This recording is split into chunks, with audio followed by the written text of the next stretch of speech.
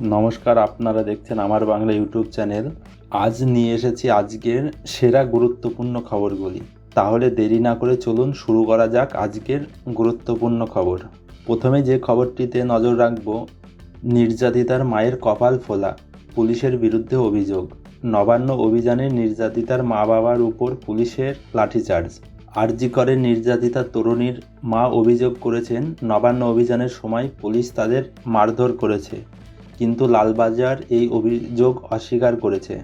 Barricade ভেঙে এগোতে থাকা ভিড়ের মাঝে উত্তেজনা ছড়ায়, আর এই কারণেই এই ঘটনা ঘটেছে বলে মনে করা হচ্ছে।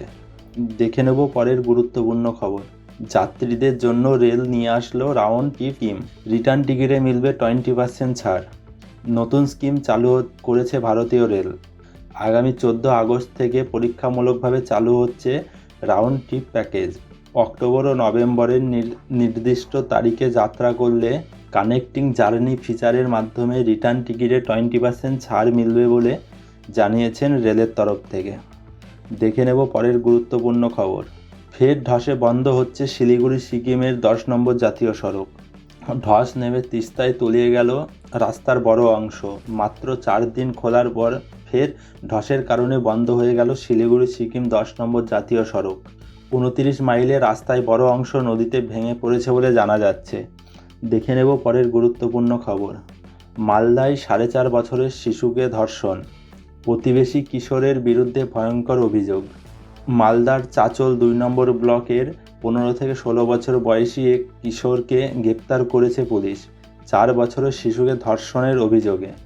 শিশুর অবস্থা গুরুতর, তাকে মালদা মেডিকেলে ভর্তি করা হয়েছে। দেখে নেব পরের গুরুত্বপূর্ণ খবর।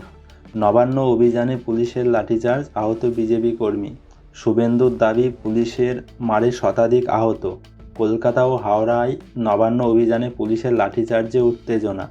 বিজেপি নেতাদের দাবি, নির্যাতিতার বাবা মাও আক্রান্ত হয়েছে। দেখে নেব পরের গুরুত্বপূর্ণ খবর।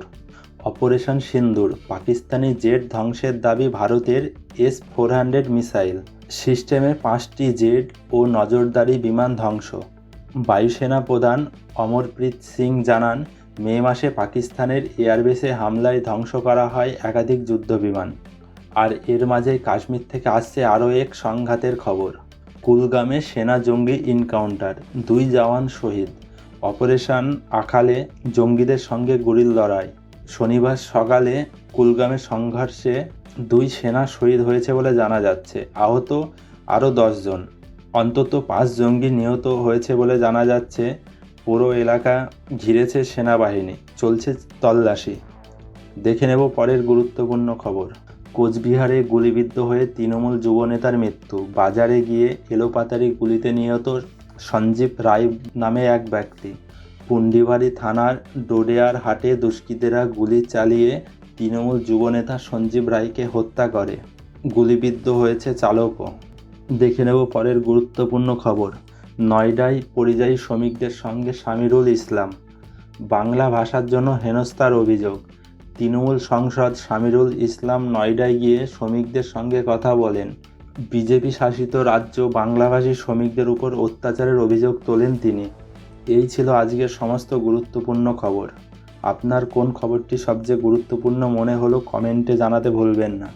ভিডিওটি ভালো লাগলে লাইক, শেয়ার আর অবশ্যই সাবস্ক্রাইব করুন, যাতে প্রতিদিন এমন আপডেট পান আপনার মাতৃভাষা বাংলায়। আবার দেখা হবে পরের নতুন কোনো ভিডিওতে। ধন্যবাদ।